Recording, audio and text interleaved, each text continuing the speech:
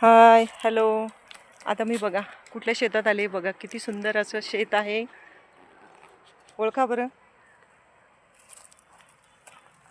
आता मी हे शेत जे आहे फुलांचं आणि डाळिंबाचं शेत आहे. मी आता ह्या ताईंशी बोलणार आहे. ह्यांच्या ताई आहे ह्या, या मालकीन आहेत या शेताच्या.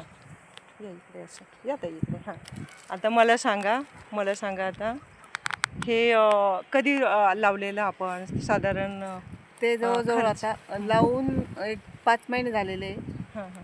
आणि त्याला पाहिजे तेवढं या पाऊस असल्या कारणामुळे ह्या वर्षी पाऊस खूप असल्यामुळे त्याची वाढ पण जास्त भरपूर झालेली नाहीये. हां, थोडीशी आणि कमी दिसते. हो, बरोबर आहे, बरोबर. वाढ झालेली हां, नाहीये आणि त्याच्यावर काही असं रोग सारखं दिसतंय, काही पत्ती गेलेली आहे, काही हो. खराब झालेलं आहे हां हां हां. आणि पाहिजे तेवढ्या प्रमाणात माल निघत नाहीये पावसामुळे, खराब झाल्यामुळं. कधी नैसर्गिक हानी होते, कधी कुठला ना कुठला आपत्ती शेतकऱ्यांवर येत असतं. कधी बरोबर, कधी खूप ऊन असतं, कधी पाऊसच येत नाही, कधी खूप पाऊस होऊन जातो.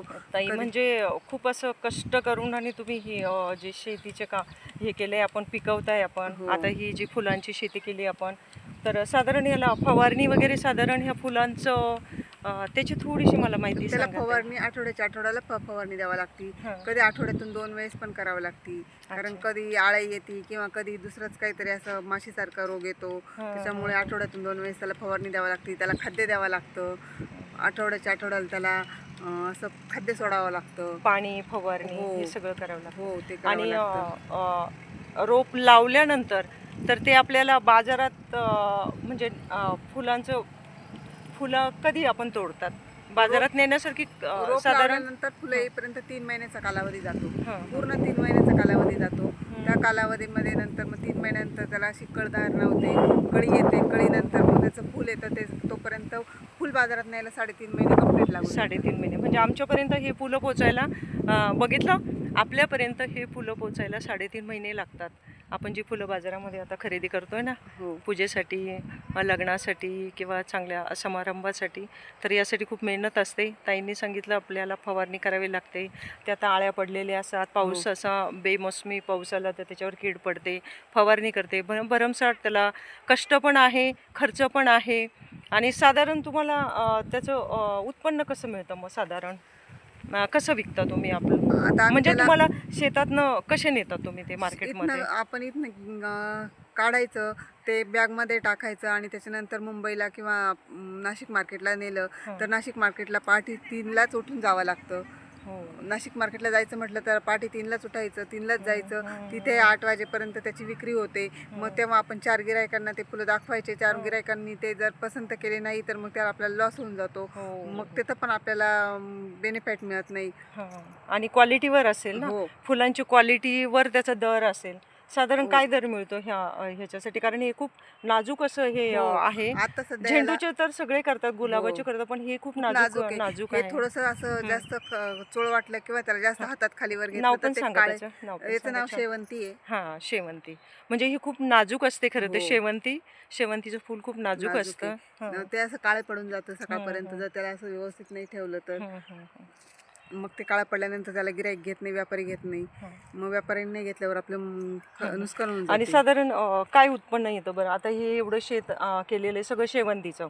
म्हणजे डाळिंब जे छोटे आहेत त्याच्यामध्ये ताईंनी पूर्ण डाळिंबीच्या बागामध्ये हे म्हणजे शेवंती आम्ही जे लावलेली आहे. डाळिंब लावले तर हां. डाळिंबाच्या बागेमध्ये आंतरपीक घेतलेलं आहे हो, आम्ही. आंतरपीक म्हणून. तर साधारण एवढ्याला साधारण काय तुम्हाला अपेक्षा आहे की काय आता हे फुलं आलेले आहेत आपण, काय मिळेल अशी अपेक्षा आहे आम्हाला उत्पन्न साधारण आम्हाला भरपूर अंदाजे? अपेक्षा होती त्याची हं, हं. किंवा आपलं कमीत कमी नाही, खर्च. आताची जी स्थिती बघता, कारण बरेचसे वाढ झालेली हो, नाहीये, हो, काही काळे पडलेले हो. आहेत, काही पानं त्याचे गळून हां. गेलेले आहेत. तर अशा याच्यामध्ये साधारण किती उत्पन्न मिळू शकतं तुम्हाला नाही, आता? आता काहीच नाही मिळत आहे. आता सध्या फक्त त्याचा खर्च जातोय आणि खर्चच येतोय. हां, म्हणजे बघा मित्र आणि मैत्रिणींनो, हे लक्षात घ्या की शेवंती ही जी आपल्याकडे येत आहे, आपण जी फुलं घेतोय, हे शेतकरी राजाच्या पदरात काहीही पडत नाही. हे फुलांचं आपल्याला जे म्हणतात ना, जो आपण जे देवाला वाहतो, हे वाहतो. पण शेतकरी राजाला खरं तर त्यांचं केलेल्या कष्टाचं पण काही मिळत नाही आहे, मला असं वाटतं. आणि हे सगळं खूप कष्टातून उभारलेलं असतं खरं तर. त्यांनी पण लोन काढलेलं असतं, हो. सगळं केले. फवारणीसाठी पण लोन म्हणजे पैसे लागतात, सगळ्यासाठी पैसे लागतात, आम्ही- मजुरांसाठी पैसे लागतात. आम्ही महिनाभराच्या खर्च महिनाभराच्या याच्यासाठी पावडरवाल्यांकडून पावडर उधार हो, आणतो. उधारीवर असतं हो. सगळं. आणि आणि मग- हातात जर काही पडलं नाही तर मग शेवटी असं नाराज चेहरा असा निराश होतो. म्हणजे खूप असं चेहऱ्यावर असतं का आम्हाला ह्या कष्टातून काहीतरी मिळावं, एवढीच अपेक्षा असते खरं तर.